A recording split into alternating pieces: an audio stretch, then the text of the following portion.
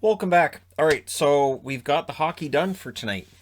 There you go. And just the 4 games on the board. I already reviewed the Ottawa-Edmonton game earlier, and I did that in part because then I knew I would only have a board of 4 games. And there you go. Relatively quiet day in hockey, and yet, of course, there was the big trade. And so we'll see what comes out of that big trade, what other trades come out now once the arms race in the East has really, truly began, which other teams step up and find the cap space and make it work. All right, so first up, we've got Montreal and Toronto. And I really hope this is the first round matchup. I really honestly do. I think this is going to be fascinating if this is the first round matchup this year. So it was Jake Allen versus Jack Campbell, and it was a rough start for both goaltenders. Matthews scores from Mikheyev and Hyman at 54 seconds. I believe that was their first shot.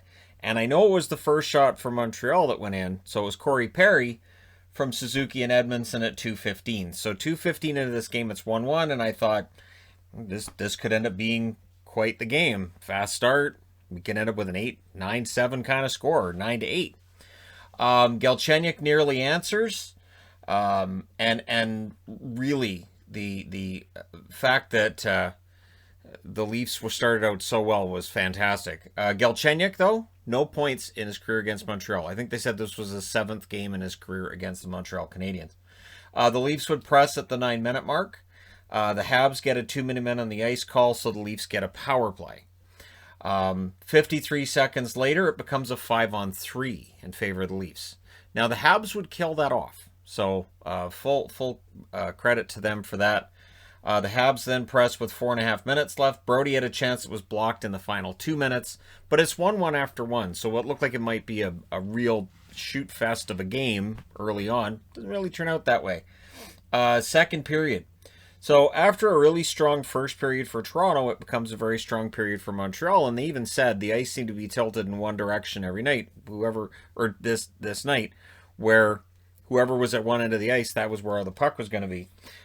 Jake Allen denied Galchenyuk early. Tatar got a chance. Campbell held that. Much better period for the Habs, who had been outplayed badly in the first. Perry had a shot that was saved. Kotkaniemi was doing very well on the wing. So with Gallagher out, and now, of course, they've got Stahl. They can get creative with their lineup. It's Kotkaniemi that's been moved to the wing, and he did a decent job tonight. Allen stopped a Bogosian shot. Leafs were in their own end way too much in the second half of that period. There was a 2-on-1 then for the Leafs. Tavares was denied. Matthews takes a penalty, so the Leafs go to the Habs go to the power play. Leafs on the penalty kill. No damage done there. So we go to the third, still tied at 1. Early chances for the Leafs. Mikheyev and Tavares were both denied by Allen. And then Brody scores his first in 41 games. His first as a Toronto Maple Leaf. He scores from Barabanov, who's in because Nylander was out for this game. So Nylander out due to protocols. And he gets on the board. And then Simmons with the other assist at 2:32. So Simmons has started to get on the score sheet again. Allen then robbed Matthews. The Leafs were swarming in that third period. Because again, it's just one end of the ice where the puck was the whole game. I've been at games like that too, where I'm like, oh, okay, puck's at the other end in this period too. Something wrong with this period and something wrong with this end of the ice. It sucks. It does. It's one of those things where you're like, oh, it's always at the other end. So Tavares was all around the net. He ends up with 5 shots at that point in the game. Pretty sure he had more by the end of it. Hyman then scored from Matthews and Marner at 10:21. It was a great goal by Hyman. The Habs would try to answer. They weren't able to gain the zone early enough for the goalie pull. You could tell they were trying to pull the goalie before they did. They finally got him pulled with 2 minutes and 45 seconds left, and they would score not long after that. Corey Perry, he scores from Toffoli and Anderson at 17:45, so that made it 3-2, and kind of had you gritting your teeth a bit if you're a Leafs fan at that stage. They pulled the goalie again with 1 minute and 40 seconds left. The 6th attacker was once again Corey Perry. Montreal had chances, could not finish it. So Toronto wins 3-2. They go to 27-10-3. They're currently number 1 overall in the NHL. For Montreal, they dropped to 17-10-9. The shots in this one, Toronto outshoots Montreal 13-7 in the first. Montreal outshot them 17-4 in the second. Shots were 15-10 in the third in favor of Toronto. Power plays, both teams go 0 for 2. Jake Allen, 29 saves on 32 shots, and Campbell, 32 saves on 34 shots. He ties an NHL record with 10 wins in a row to start the season. So not too shabby for a goalie that coming into this season, he's a pretty good backup. And now, he's the starter. Yeah, even if Anderson was healthy tomorrow, which he likely won't be, but if he was, it's Campbell's net for right now.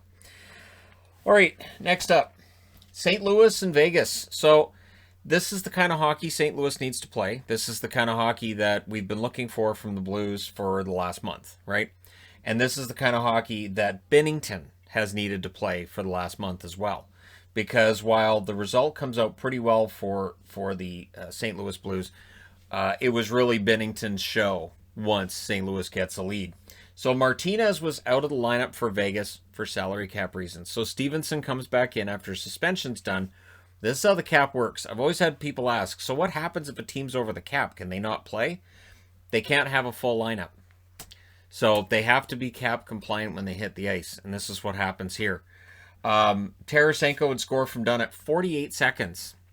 So just as I'm settling into watching 3 games and I'm like, oh, God, St. Louis scored already. In fact, the shots were 3-1 for the Blues 5 minutes in.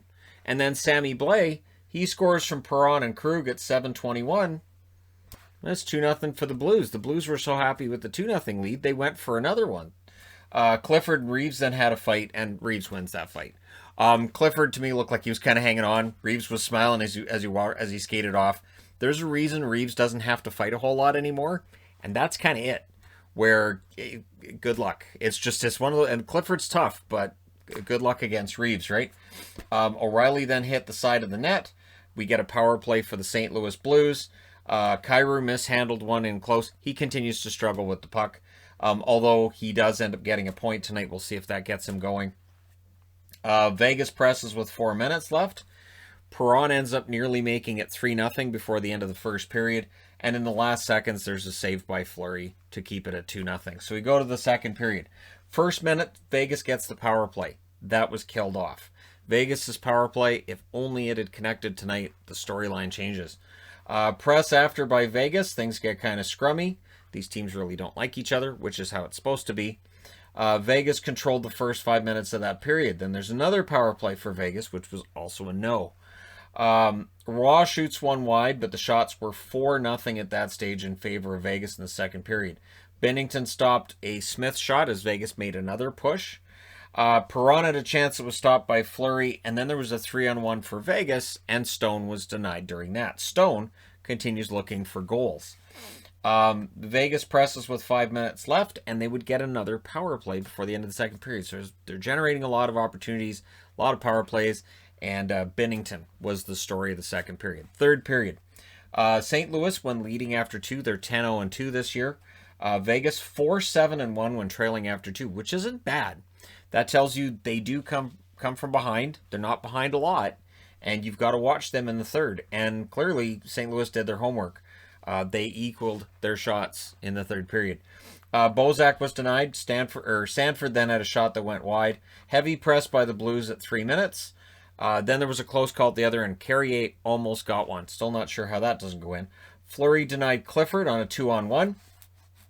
And, And then how did Barbashev not score is a question that I had. Because Barbashev had a great opportunity and it just didn't go. And I was like, I don't know how that doesn't go in. Marchessault then stole one in the St. Louis end and he got a pretty good shot out of it. Wallman would then score his first NHL goal from Kyrou and Barbashev at 13:31. So this is good news for St. Louis. Wallman, who I've been impressed with, gets his first goal. Kyrou gets off the schneid. We're finally getting a point here. Barbashev with an assist. These are the guys you want to see on the score sheet if you're a St. Louis fan. It makes it 3-0 at 13:31. The shutout is ruined, however, by Roy. Nick Roy, who had a goal about, 5 games ago that was taken back due to an offside. He gets a goal from Carey and Reeves at 15:44. His first official goal in 25 games, and that one's not coming off. That's his second goal of the season. Vegas then gets a power play. They quickly turn into a 6-on-4. And then with 2:15 left, Vegas calls a timeout, and they were all around the net. Could not get another goal. Your final score is 3-1 for St. Louis, who go to 17, 16, and 6. And it's a big night for them because of what happens in the rest of this Division 2. Vegas drops to 25, 11, and 2. They lose a chance to gain ground on Colorado. Your shots in this one, 16-12 St. Louis in the first, 21-4 Vegas in the second. Both teams had 15 shots in the third. Your final shots, 48-35 in favor of Vegas. Vegas 0 for 4 on the power play. St. Louis 0 for 1. Fleury saves 32 out of 35. Binnington saved 47 out of 48. It says 46 out of 47, but Vegas had 48 shots and there wasn't another goalie in there, so Binnington saved 47 out of 48. Not too shabby. If Binnington can steal some games like this, St. Louis is far more alive than we thought, and tonight's game may complicate things. So instead of losing and watching Arizona win and falling 7 points behind, now they're 3 points behind in the division, and it's still wide open, right? Okay, next up, Minnesota. So Minnesota did it to me tonight. So for people who, if you know, you know, on the game day board, I have 7 magnets for each team. And of course, I've left 9 on the board now for Colorado because they routinely score more than 7. I've left 8 on the board for the Rangers because they routinely score more than that.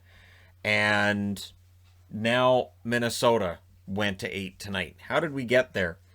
Well, it was 4-on-4 in the first minute. The Wild get a 4-on-3. The Wild came into tonight 30th in the league on the power play at 12%. And I said, that's nice. They've been at the bottom for the whole year. Now they're not at the bottom, and their percentage has gone from 7 to 12 in a period of like 10 days. That's remarkable. It is. And I know it may sound mocking, but it's not. It's nice to see Minnesota's power play because there was no reason when you look at the guys they're throwing in the ice, there's no reason that power play can't score. So the Wild would get it. There was a press as the power play wound down, and they score with 1 second left in the power play. It's Kaprizov from Rask and Spurgeon at 4 minutes. And I kept saying, I don't know how a power play with Kaprizov on it isn't scoring. Doesn't make any sense. So tonight, it gets going, and Kaprizov's a huge reason why. The Habs then get a power play right after. The Wild killed it off, didn't allow a shot. The shots were 3-0 in favor of Minnesota at that point. Another slow start for the Abs against the Wild. They had a slow start in the last game too, and of course they overcame it and they won the game. It almost happened again tonight. So Johnson would score from Rao and Soucy at 13-15. And then there were back-to-back saves on Fiala by Grubauer. Hartman was down. He was hurt. He was hit by McDonald.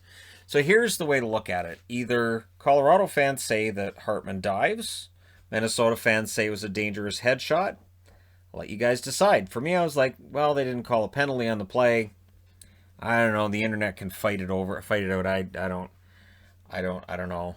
I mean, Hartman stayed in the game, so it wasn't that bad. But yeah, it's one of those things that we'll see if anything, nothing's going to come out of it. But anyhow, that's how these games work now. So then there was a changing on icing penalty. I've watched every game for the last 3 years, right? I don't remember ever seeing, and I mean like every team, every game, that if I'm home, I'm watching hockey. I can't remember this ever being called. Usually it's, a team tries to screw around and put 2 guys out on the ice on an icing that weren't on the ice, and the linesmen will go over because it's their job to keep track of it and go, no, you're on the ice. Those guys off. That's it. In this case, they gave a penalty to the Avs. So, very unusual. And I was watching the coverage on the Altitude Network. They thought that was unusual as well. Power play goal is scored on that as well. Fiala from Spurgeon and Rask at 18:38. So that made it 3-0. I don't know if I've seen it called. If you guys have seen it called in the game, let me know. But I haven't seen it called where they call it a delay of game for not changing. I understand that it's in the rule book. It's just not one that normally gets called. 56.5 seconds left. The Avs get a power play. And that bleeds over into the second. And then the Avs score. And the second period was a completely different beast. So that's McKinnon from Makar and Rantanen at 26 seconds. The Avs then go back to the power play. They don't score on that. A lot of whistles in that first 5 minutes. And then it's Hartman scoring at 4:37. So that makes it 4-1. That lead doesn't last. Burakovsky answers almost immediately. 5 minutes and 13 seconds into that period from McDonald and Burrows. So McDonald, Burrows on the board, and it's funny because I heard the guys on Altitude talking about McDonald. I did a video on Jacob McDonald at one point because I hadn't really heard of him, and he came up like, you know what, he's got a pretty good resume. Video on him. It's nice to see him get a regular job in the NHL. So, yeah, Donskoy then almost got one. So you could see that the momentum had completely shifted in the second period.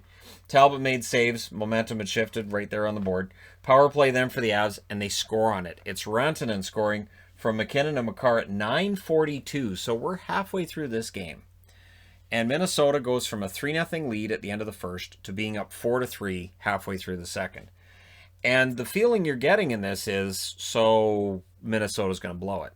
That's the impression I got out of it, was so this is going to go completely in favor of Colorado from here, and Minnesota's blown a 3-goal lead. However, the Wild would get a power play in the second half of the period, and they would turn that idea on its ear. It's Kaprizov again on the power play from Fiala and Spurgeon at 13:38. And again, I'm watching this on altitude, and they're just completely perplexed with what they're seeing here. That's 1, that's 2, that's 3 power play goals to that stage of the game by Minnesota, against a penalty kill, which came into tonight ranked pretty high. The Avs pressed late. The Wild were defending pretty darn well. We go to the third period. It's 5-3. The shots were 4-0 for the Avs at 4 minutes. So what happens? The first shot by Minnesota goes in.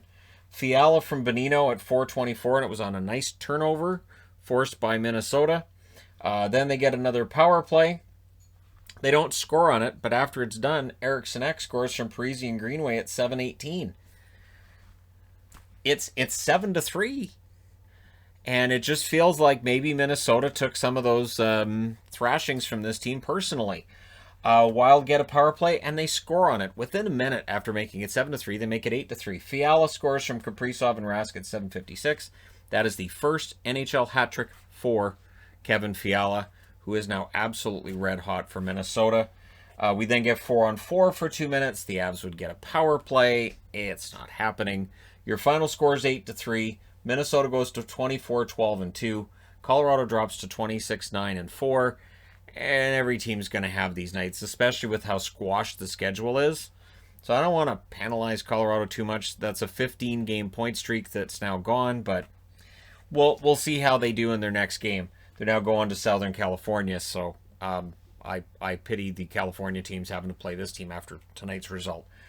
Shots were 9-4 Minnesota in the first, 14-4 Colorado in the second, and then 14-6 in favor of Colorado in the third. Final shots 32-19 in favor of Colorado. Every time Minnesota got a good chance, it went in the net. Power plays, Colorado 2 for 7, Minnesota 4 for 5. Minnesota also was forcing turnovers in the Colorado end. It was a very un-Colorado-like game. Speaking of which, Grubauer saved 11 out of 18 shots, and then Johansson went in the net, faced one shot, and it went in the net. And Talbot saved 29 out of 32 at the other end. So Grubauer's save percentage, by my count, dropped a lot tonight. I was just, doing some rough math. I think it's around 920 coming out of tonight. It drops substantially coming out of this game. For Colorado, this is just one of those wake-up calls, and they're going to take it out on whoever they play next. And I feel really bad for whoever they play next. Honestly, it's going to be rough. Next up, Arizona. So the Coyotes tonight, this is one of those games where they really could have solidified themselves as, yep, we're fourth, we've got this, and it slips through their fingers, and you ask yourself, are they going to look back on this game and say, that's where things turn back in St. Louis's favor? St. Louis has a very rough schedule, but again, if they can win their games, Arizona still has to beat the teams they're playing, and tonight kind of ended up beating themselves. So lineup shuffling by the Coyotes has been going on for the last few games, where they will rotate guys out, rotate guys in, and it seems to work pretty well for them. They were on a winning streak coming into tonight, right? The Coyotes had early control. They had the early shots. Garland crashed into the boards. It was a scary-looking play, but he was okay. Shots were 3-0 for the Coyotes 3 minutes in, around the halfway mark. Lawson Krause, who's finally started getting on the board, he scores from Fisher and Chychrun at 9:33. There was then a power play for the Kings. That was killed off. Kopitar missed a fantastic chance there. So Kopitar could have tied it, and probably kicking himself for missing that one. Another good game for Aiden Hill early on. And then Lyubushkin with his first NHL goal in his 118th NHL game. So, yeah, he finally got one. Krause and Fisher with the assists at 14:44. So Fisher, who's had a slow season offensively, a couple of helpers for him in the first period. And yeah, 118 games, and Lyubushkin finally gets one. And then Anderson Dolan would answer from Moore and Clegg at 17-21. The Kings, they got buoyed by that. They then were pressing for the tie. Last minute, there's a Coyotes power play, but we go to the second period with the Coyotes up 2-1. The Kings killed off the remainder of that penalty. The Coyotes had shots that were being blocked. And then Larson would score his 6th of the season from Chychrun and Kessel at 5:55. So Arizona's up 3-1, and I'm looking at it and thinking, yeah, Arizona should win this. This is the kind of authoritative game they should have. They are the 4th place team. LA's a team behind them. It should be their game, right? Well, LA had other plans. Shots were 9-5 for the Kings with 5.5 minutes left. There were close calls at the Arizona net with 5 minutes left. There was a break by Keller. Quick made a nice save there. Last minute, the Coyotes get a power play. So we're going to the third period. It's a 3-1 lead. The Kings got a lot of momentum at the end of that second period, but it still felt like the Coyotes should win this. They get a power play if they can score on that early in the third, right? They don't. Third period, Kempe would score after the power play had ended at 1:17 from Clegg and Walker. So for Clegg, that's his 2nd assist of the night, and it's always nice to see Sean Walker on the board. I like Sean Walker. And then at 4:17, the Kings tie it. It's Carter from Doughty and Lizotte, and it was a great deflection by Carter in front of the net. No chance for Hill there. Kings push for the lead. Things get kind of scrummy because Brendan Lemieux's involved. Brendan Lemieux, pretty sure this was his first game as a member of the Kings tonight. You guys can let me know if you're Kings fans how you felt about him in the lineup. He was definitely doing his shift disturbing as he does in this game in the third period. Doughty with a turnover and a near goal for the Coyotes, which didn't go in, and Doughty must have been very happy that didn't go in. He gets bailed out. Grundstrom would then score from Moore and Doughty at 13:55. So Doughty makes up for the turnover with an assist, and that was a double deflected goal. Moore deflects first, and then Grundstrom deflects it, and good luck if you're Aiden Hill on that one, because the puck changed directions twice before it went in the net. Coyotes then pressed with 3 minutes left. They would pull the goaltender with 1 minute and 15 seconds left. They call a timeout with 59.8 seconds left. They never really got a great chance, though, in that last minute. And so the Kings come back with 3 goals in the third period. They win this one 4-3. They go to 15, 17, and 6. The chances of them making the playoffs are slim. But again, if you're playing spoiler, it's fine. The Coyotes drop to 19, 16, and 5. And so they lose a chance to really kind of keep that pressure on the Blues, and they let them a little bit off the map. Now the Blues are 3 points out, right? Shots in this one, 11-9 LA in the first, 9-8 LA in the second, 10 apiece in the third. Final shots, 30-27 for the Kings. Power plays, Arizona goes 0 for 2. The Kings go 0 for 1. Aiden Hill, 26 saves on 30 shots. And they're weird deflections in that third period. I don't blame him on those. And Jonathan Quick gets a win after, a losing streak for him. He has 24 saves on 27 shots. We'll keep an eye on him between now and the trade deadline, because it's possible, it is ever so possible, that maybe the Kings just see what they can get for Jonathan Quick at the deadline, seeing that they're, pretty much out of it. But hey, let me know your thoughts regarding these 4 games in the comment section below, as always. Don't forget to hit like and subscribe if you're browsing your way through. You just happened upon this video. Thank you guys so much for all your support. It means a ton. I will talk to you again soon.